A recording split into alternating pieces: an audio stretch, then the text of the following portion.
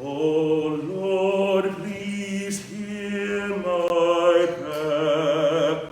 In the morning when I rise, it's your servant bound for glory. O dear Lord, please hear my prayer.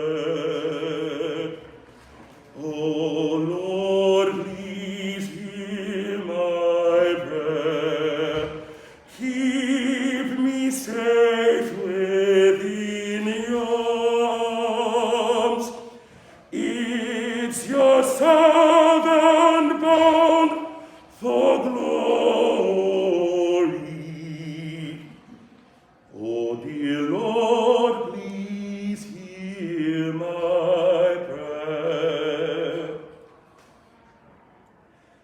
They say when we sing, we pray twice. And when the prayer is a song, it is my hope that we are 3 times as blessed to hear the things that I'm about to say. Thank you guys so very much for giving me the opportunity to redo this presentation. As I shared with Patrick, I have been doing this at my home church for 17 years now. My freshman year in college, I was like, well, you know what? I'm becoming an academic musician, and I can go back home and share the things that I'm learning. And so this has been something that I do once a year at least at my church. Somehow I fit in singing at Christmas, and it's very important to me that I do these things, not just in diverse spaces, but especially among the Black community.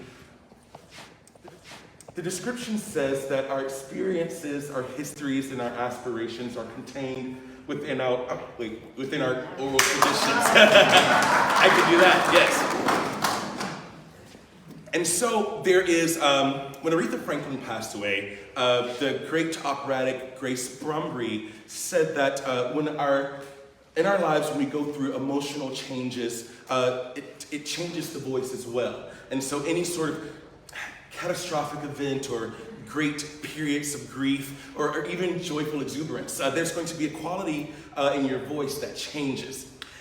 And we know this in particular because we know what a Black singer sounds like. We speak about it very plainly.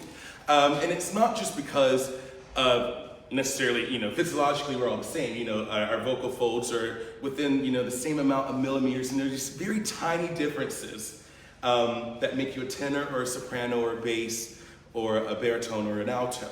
And those minute differences manifest themselves in who you are. The voice is a living instrument. And as you hear, I am going through some things and my voice is going there with me. But I finally am starting to feel better as I adjust to the seasonal changes. So what does it mean to preserve? And I don't really want to say preserve because it sounds like it's intentional. These things happen because we live. When I started doing some therapy for some of the things I was going through, and I began to explain to my intake counselor all of the things I've been experiencing for about 10 years, and she looks at me and she says, "How did you do it?" And I said, "Well, you have to live." So these songs, the Black church tradition, Negro spirituals, gospel music, are all about living. They're about surviving. Tennis great Serena Williams has been quoted in saying that she draws much of her inspiration from the fact that she is a descendant of formerly or enslaved people. When we consider freedom, it's an ideal that we all hold very close to our hearts. So the idea that freedom can then be taken away from you is where this all begins. Africans were living very free lives. They had their own communities, their own villages, their own families, their own commerce, their own economies, their own cultures and traditions. And those were all taken from them. fairly quickly, abruptly. It wasn't like, hey, people from Ghana who are going to show up next week, make sure your things are packed, you know. It was very much a, hey, we're here now, you're coming with us. And not only are you coming with us, but you are, sort of like land-based people, and we're going to put you on these boats and then travel across the Atlantic Ocean. Now, we all know how much a boat rocks in modern day, when we go on cruises. So just to imagine, being stuffed, literally stuffed underneath, on top of each other. No amenities, no bathrooms, nowhere to wash your hands. Just think about like life very plainly, and then it's all happening for months, weeks on end, right beside each other. And over the Middle Passage, sold into slavery, hundreds of years of slavery. And the passage goes on to Reconstruction. And we experience Jim Crow, and then modern day. So it continues, and the Black church itself is also alive. And as it changes, so are some of our songs. And again, the importance of this preservation is so that we don't lose our history. There's so many talks I had with, I remember with my grandmother about her growing up in, I guess the mid-1900s in church.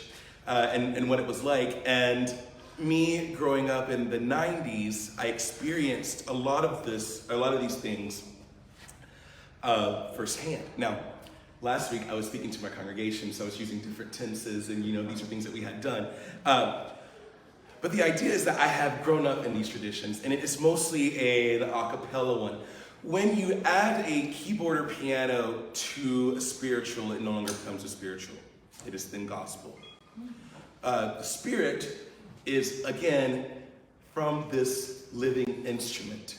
And it is the expulsion of all of my experiences and really my soul for everyone to see. Leontine Price describes singing as being the greatest gift for yourself, given away from yourself, that comes back to yourself. And that's very much how I feel. When I may have never been shackled and bound or beaten and whipped or seen someone lynched, I've never had to smell burning flesh, thankfully. But when these songs are being written, these things are going on. And so these are the times they were trying to get through. Last week, this presentation was in two parts. My sister is the county director for Atrium Health for York County. And so our theme last Sunday was centered around healing. And so she gave a more practical presentation about just some real world affectations of what makes a community healthy, what makes the people who live in that community healthy, and what we can do not only through nutrition and healthy lifestyles, but just the idea that society itself can be unhealthy for people, and that we have to make sure that we create spaces, not just spaces really, because spaces are kind of small, right? We have to make sure that we create larger communities, so these communities will interconnect, and then we have a city that is now welcoming, and then these cities are connected, and we have states, and so on and so forth, until we live in a world where people are accepted for who they are. And so I'm going to sing some more for you, but I want to say all of that to say there are too many experiences for me to really say in one sitting what these things mean to me. But let's continue on. So we can be healthy, physically fit, eat well, diet, exercise, stay moving, keep our minds clear, our consciousness free, emotionally stable, and all those things are good. But what is spiritual I jumped the gun. What is physical and mental and emotional well-being if our spirits are not intact? And so really the point of the spirituals is to minister to the soul, to the spirit, to speak directly. Growing up in the Black church, I'm a church boy, and I was very much sheltered in that. And so my first music is gospel. My first music is church music, sacred music. And so for that reason, I have never known music to be anything but a spiritual experience. Every time I sing, especially, not always, some music isn't meant to be, but every time I sing, again, it's this outpouring of my soul and my spirit. And so therefore I am immediately and intimately connected to God, to my mission, to what purposes I may have.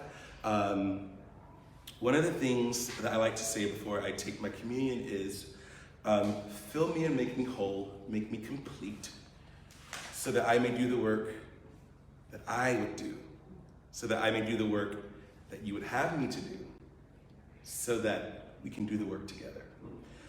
And that's what is really important, is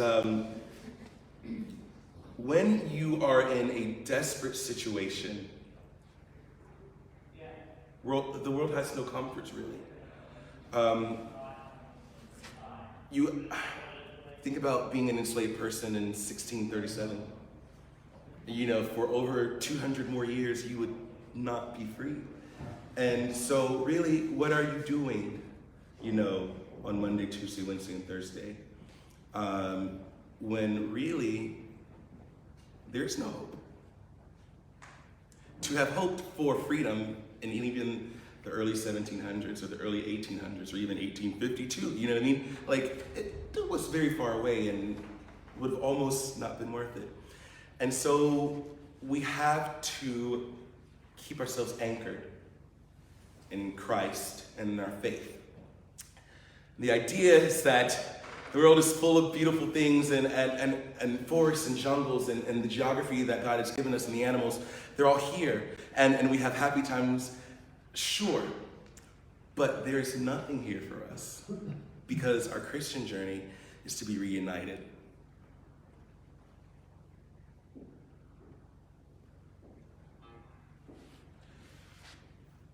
Oh, when I come to die, oh, when I come to die, oh, when I come to die, give me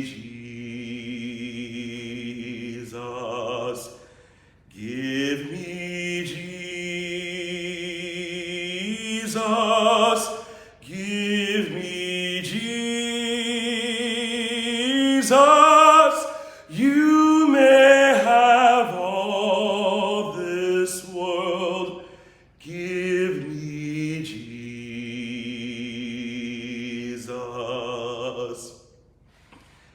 Dark midnight was my cry, dark midnight was my cry, dark midnight was my cry, give me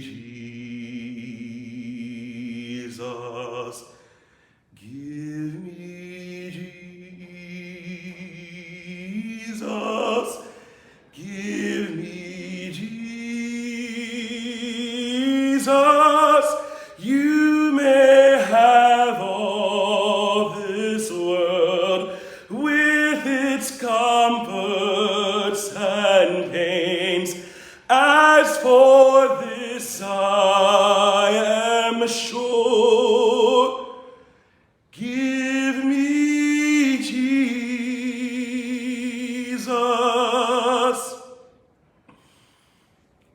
It is the idea that we need very little when we drink from an endless fountain, that we can sort of take ourselves places in song that we can't necessarily visit or experience in the world.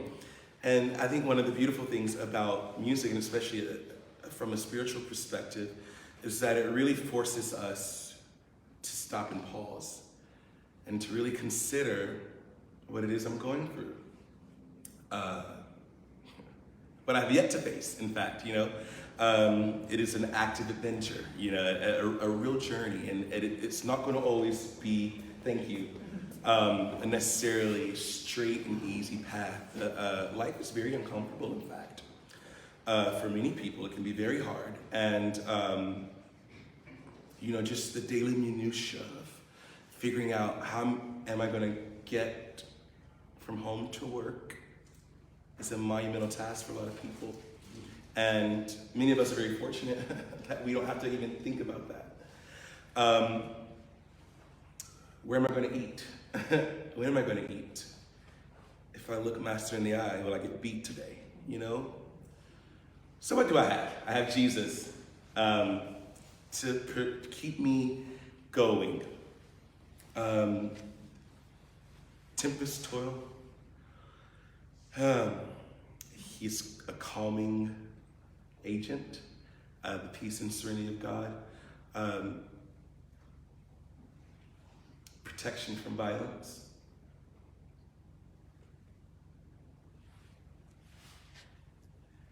Because the Lord is my shepherd, I have everything I need. He makes me to rest in the meadow's grass, and he leads me beside the quiet streams. He restores my failing health, and he helps me to do what honors him the most. That's why I'm safe. That's why I'm safe. That's why I'm safe. Safe in his arms. When the storms of life, when the storms of life keep raging, and the billows roll,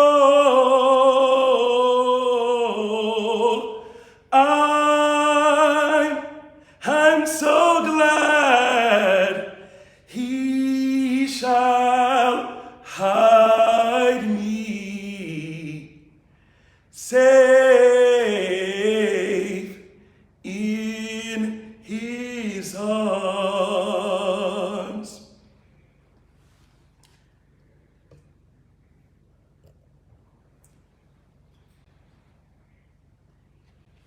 Healing, specifically. We all know the text. I'm just going to sing the song for you. It comes from a couple verses in Jeremiah. There is, actually, I'm going to read those to you. I should read those to you. Yeah, because I read them last week. It's a really cool thing. Instead of turning pages, now we press screens. I'm doing both. I'm a millennial, guys. Okay, so here we go.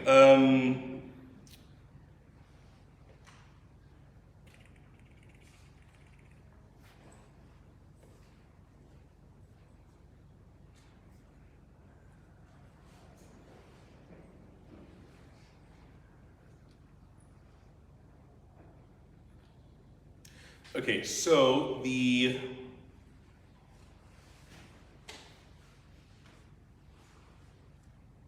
Jeremiah chapter 8, verse 22 says, "Is there no balm in Gilead?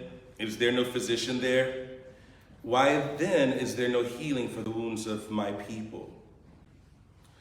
Jeremiah chapter 46, verse 2 and 11.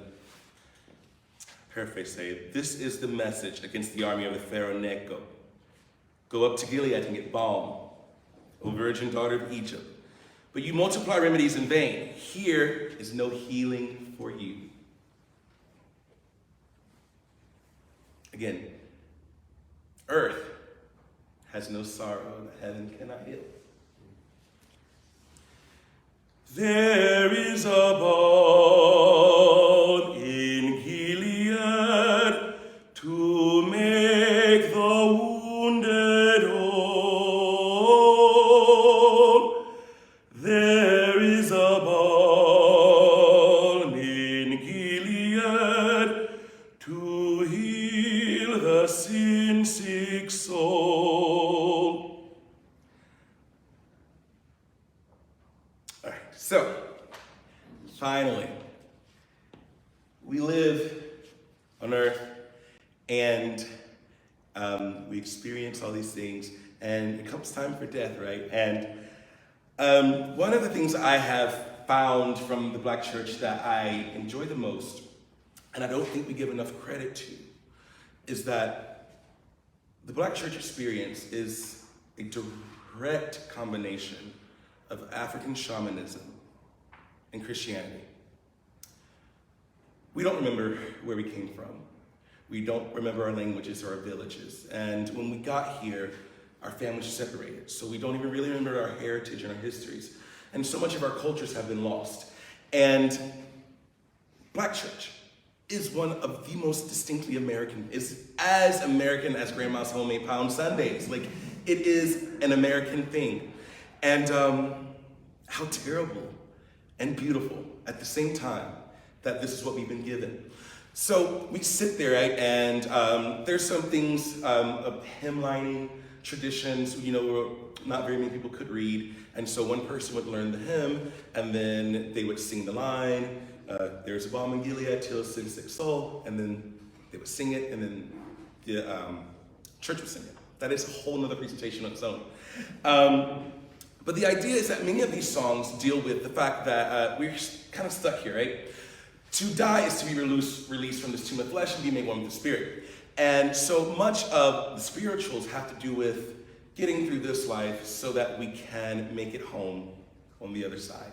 And so the last thing I do want to leave with you guys is that there is this, and I don't even want to say it's necessarily particular to the Black experience. I think anyone who believes in things greater than the earth, or however you conceive God, or whatever your God concept is, it isn't necessarily here as much as it's experienced here, found through things.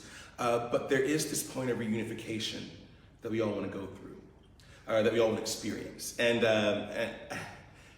that, I think, is, for me, the most beautiful thing about life, is that no matter how happy I've been, no matter how much I've loved, no matter how much beauty I've seen, there's still so much more happiness, so much more love, and so much more beauty that awaits in the life after this one.